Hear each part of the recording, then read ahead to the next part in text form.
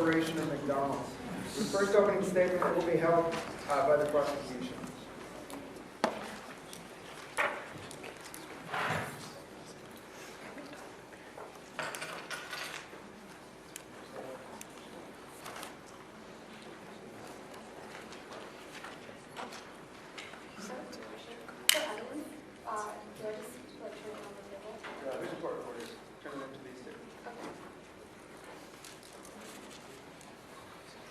Today, 78.6 million adults, which is 34.9% of the population, and 12.7 million children in America are obese. According to the U.S. Department of Health, one of the leading causes of obesity is oversized food portions from fast food restaurants and the lack of access to healthy food. And who is the largest supplier of fast food in America? McDonald's. While in 2005, McDonald's made only $19,120,000 of total revenue, in 2013 it made $28,110,000 in revenue in America. According to the CDC, in 2005, 32.7% of adults were obese in America, which is 2.2% lower than it is today. There's a clear upward correlation between an increase in obesity rates in America and a sharp increase in revenue for McDonald's. Today, the prosecution presents McDonald's Corporation with the charge of contributing to the decline and degradation of the public health of America. Now, today the defense is going to try and present McDonald's as an innocent corporation, one that's philanthropic, that works for the interests of the public health, all due to the manipulation of the true facts in this case.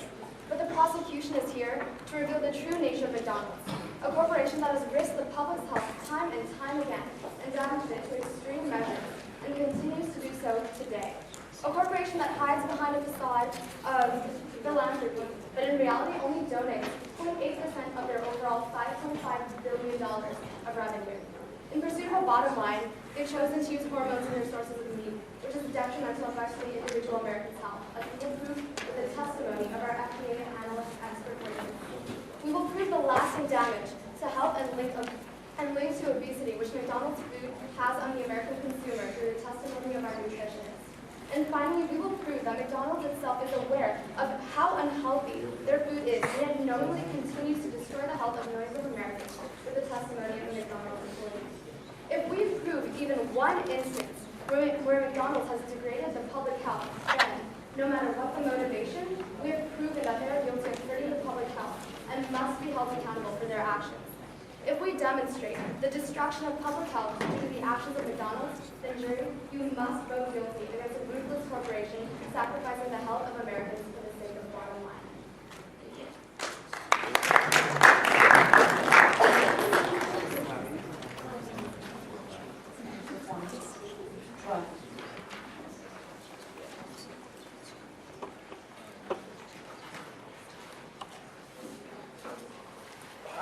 Real quick, sound check in the back.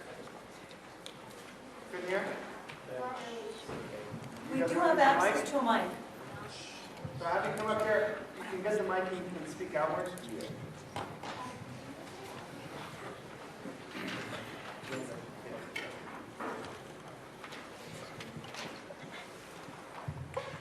All right.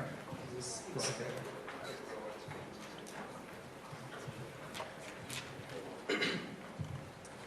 Unloving it is a phrase affiliated with one of the largest establishments the world has ever known. McDonald's started out as a small hot dog restaurant based on the same foundation of one's own ability to pursue the American dream and provide food for the masses. McDonald's has produced foods that satisfies proportional values of the food pyramid, which are fats, meats, dairies, vegetables, fruits, and wheat, to its consumers, such as the Happy Meal. McDonald's has even gone to the extent of destroying its reputation as a fatty burger joint by giving consumers a choice of salads and smoothies in their McCafe menu. Ladies and gentlemen of the jury, I believe that there is a moral contract between the individual and by those who provide them with food.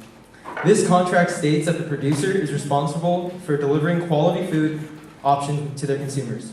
My client has met their end of the contract by supplying a variety of options that are FDA approved, delicious, and reasonably priced. It has even gone so far as to label the amount of calories within each item, as well as posting nutrition facts in every single restaurant, exceeding its side of this contract. However, it is a large amount of individuals who choose to break this contract by blaming McDonald's for their health problems due to their lack of willpower and knowing when to stop consuming food. Just because something is cheap in price does not mean it is cheap in quality. The fact of the matter is that if you consume too much of anything, your health will decline. Things such as whole food and water must be consumed in moderation despite their healthy reputation. I want all of you to remind yourselves of the economic disaster that struck our beautiful nation in 2008. Think of all the Americans that struggled to find work and provide a cheap and quality meal for their families. McDonald's was there to provide a solution to their economic needs, and you want to take this away from them? What about the families that are still in need of the same solution now? What will they do without the aid of McDonald's? I would take a nice Big Mac and fries over an empty stomach. I think a majority of us would too. Since the prosecutors of today's case are so repulsed by McDonald's, it is the burden of the opposing side to represent other healthy alternatives that are feasible and would replace McDonald's. If the opposing side fails to do so, they have delegitimized their case and its contentions, proving that they do not know how to solve this issue, except by trying to attack my client's shortcomings with irrelevant arguments without purpose and reason. Ladies and gentlemen of the jury, I want to remind you the beauty of capitalism. That is, the consumers have the ability of choice. The choice of whether to eat McDonald's or not. There are a plethora of options that a consumer can choose if nothing seems appealing from the McDonald's menu. Even so, I must reiterate that McDonald's has created healthy alternatives to satisfy its broad consumer base. The choice of what to consume and how much of it to consume is out of the hands of McDonald's and in total control of the consumer. Agreeing with the prosecutors and destroying the name of McDonald's also violates capitalism, the Constitution and freedom of choice, and the American dream. So I ask you all, is this something you really want to do?